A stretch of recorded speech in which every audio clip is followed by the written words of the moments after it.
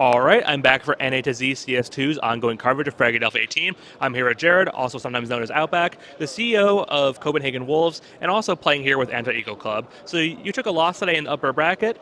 How do you feel coming out of that match, considering you guys are a pure mixed team?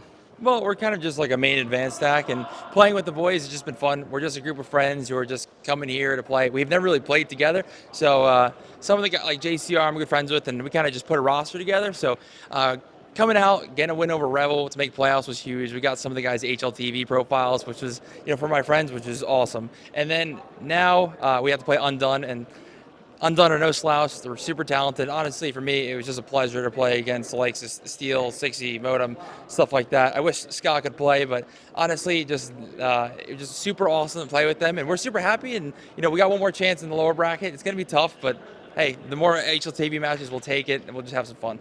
And you mentioned, the pleasure of being able to play against a legendary stack like that as a player. Now, you kind of have two dual roles in the Counter-Strike scene right now, obviously as the owner of Copenhagen Wolves, but also as a player. And that you have seen some recent achievements, recently making ESA Advanced playoffs, and of course playing this LAN here where you made playoffs.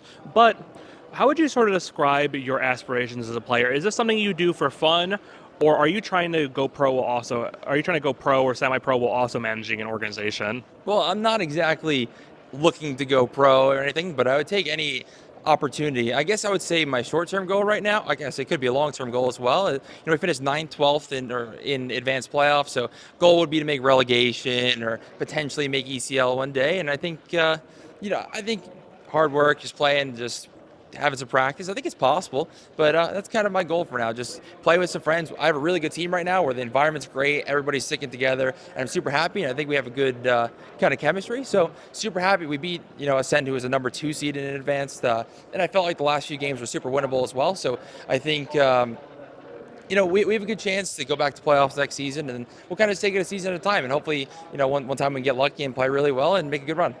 And now, sort of to the main event. At the start of this year, you ended up reviving the Copenhagen Wolves brand, and a lot of people have asked, and a lot of people are still asking, why did a young guy from New Jersey decide to revive a legacy Danish Counter-Strike brand? So, to start, why? Well, as a kid, I always watched CS. I've been playing CS for 10, 11 years now, and growing up, KRB was actually one of my favorite players. Always loved Device, and I would just watch players, Dupree, stuff like that. And for some reason, Copenhagen Wolves kind of caught my eye. There was a team that they had kind of nobody thought anything really bad about them. They had a sticker in the game. They had some of my favorite players, and I always just had a love for the organization. So I thought, hey, why not? I always wanted to do something in esports, and maybe it could be competition, it could be this, but I, was able to reach out and create something like this where I'm super happy and super fortunate to be in the position that I am. But just pure love for the game and pure just love for esports made me kind of just say, hey, why not take a shot? Why not have some fun? And because of that, I've created relationships that mean more to me than anything. And with that decision to relaunch Copenhagen Wolves from America, what was the reaction from the European community, and did it surprise you in any ways? Well, it didn't surprise me. I think the fact of it being American owner, I don't think it necessarily matters. Like if you take Cloud9, for example, I know they have some American background, if I'm not mistaken. And, it really just depends. And there's no doubt that, like, even the American organizations now have plenty of European players. So I don't necessarily find any fault in that. But there definitely was some people who were confused, some people who may not have really understood the reasoning behind it. But for me, it was just pure love, pure passion for it. And, I think the main thing is to see the people who are actually happy to see them back. And the focal point of Copenhagen Wolves, of course, is their Counter-Strike 2 team, Yeah. which has evolved into an international European squad.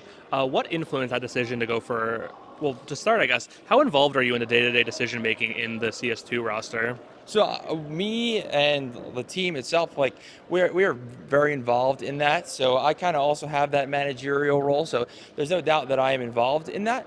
But I am super close to all the players, and most of the transitions we've made in the beginning, like about halfway through the roster, was due just to scheduling. Basically, we had players who had the inability to go full-time, and we wanted to go to a full-time team, and that was just purely the cause of that. And anything other than that would just be due to, it could be role clashes, or it could be stuff outside the server, which I'm not going to get into any information on that. But different information just led us to the place that we are today.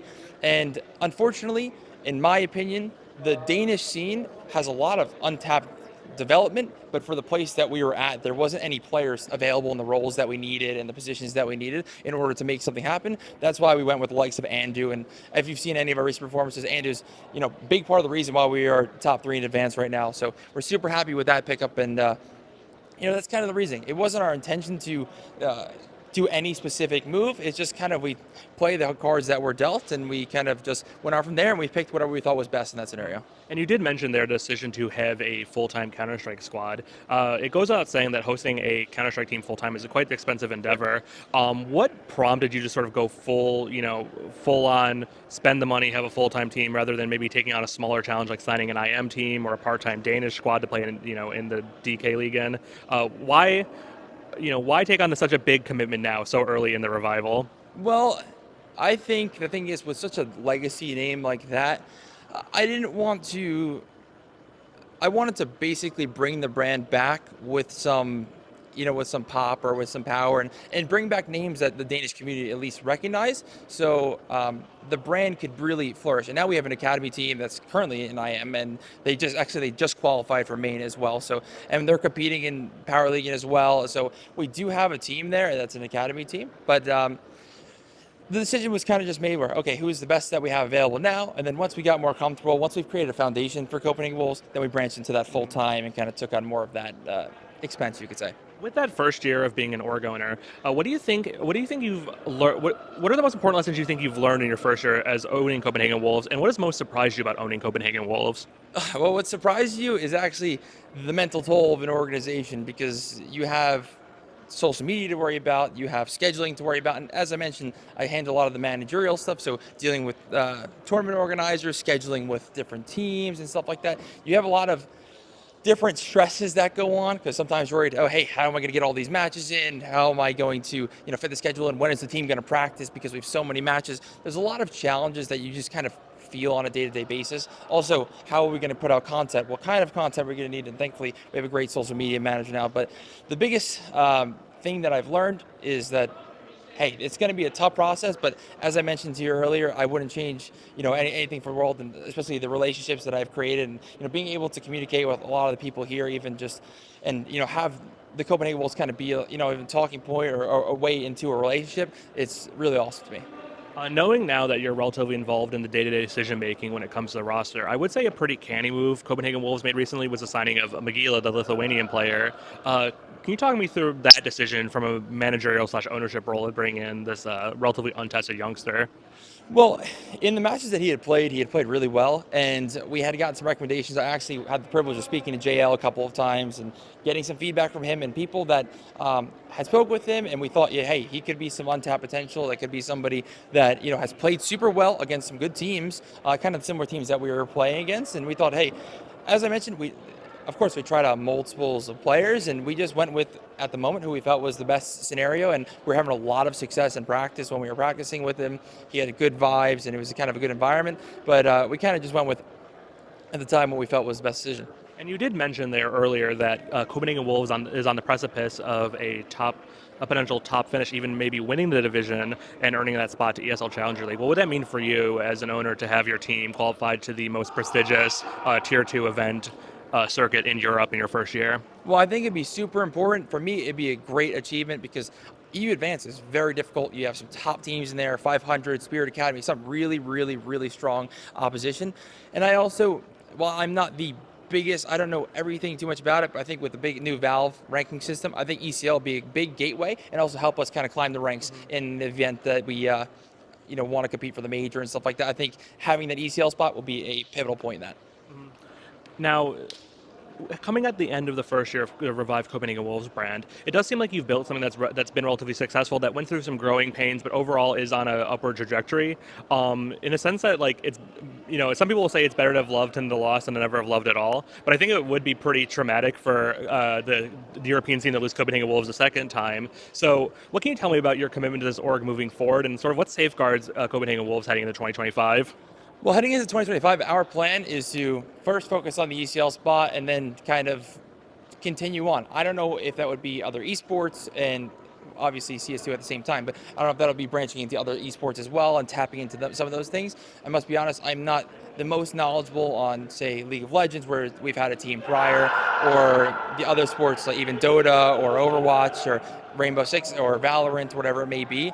I'm not super well involved, so that'd be something where I'd want to bring in somebody from the outside and kind of get an outside point of view, really learn about the environment, learn about the scene, and kind of what would be best to kind of tap into. But the plan for Copenhagen Wolves is, hey, we're going to try and branch into other esports if we can, continue in CS2 as much as we can as well, and the plan is to continue through 2025. Absolutely, I don't intend to have the team be lost for into the abyss once again for another 9 years or whatever, 10 years or whatever it may be. So the intention is to keep the team alive, potentially branch into other esports, but just like anything, we're going to take it one step at a time, and I'm not going to go out and just pick an opportunity because it's there. We're going to do our due diligence and kind of pick the right opportunity for us. And so in that sense, it always comes down to the greenbacks, right? It always comes down to the money. Do you feel like you've built an operation that is sustainable, and if not sustainable, something that can at least, continue on its current trajectory for, let's say, end of the year? Because a lot of people will be afraid that something like this, if you think about like a revival of the org MTW in Denmark years ago, they, came back, everything was going peachy, everything was going well, and then the money dried up and they exploded. So can you sort of reassure us that that's not going to be the case here? Well, there's absolutely no doubt that esports is an expensive venture. For anybody who's thinking about starting an organization or anything like that, whatever you think the cost is going to be, it's going to be a lot more. It's very expensive, and you need to have a financial backing behind you in order to branch into that. And I would not advise anybody to branch into it unless they actually had the means to do so. Kind of like that gambling kind of joke, don't lose money that you can't afford to. And I think that the plan is to keep Copenhagen Wolves alive. It's going to keep Copenhagen Wolves going. And actually, we've had a really big presence on social media. Social media has been a huge aspect of ours. So, thankfully, we have a great social media team as well. And, we're getting millions of impressions actually each month as well on across our various social media platforms as well. So I think the ability to eventually monetize that, along with potentially make ECL and play some of these other events as well. I think that is the sustainability formula. We be able to win some events, God willing, make the major or whatever it may be. That's always the goal. But make that monetize social media and kind of build the brand that way. I think that's our path to success moving forward. And so then in closing, what would you like to say to sort of the fans who have come on this ride with you, on Jared's Copenhagen Wolves Revival project?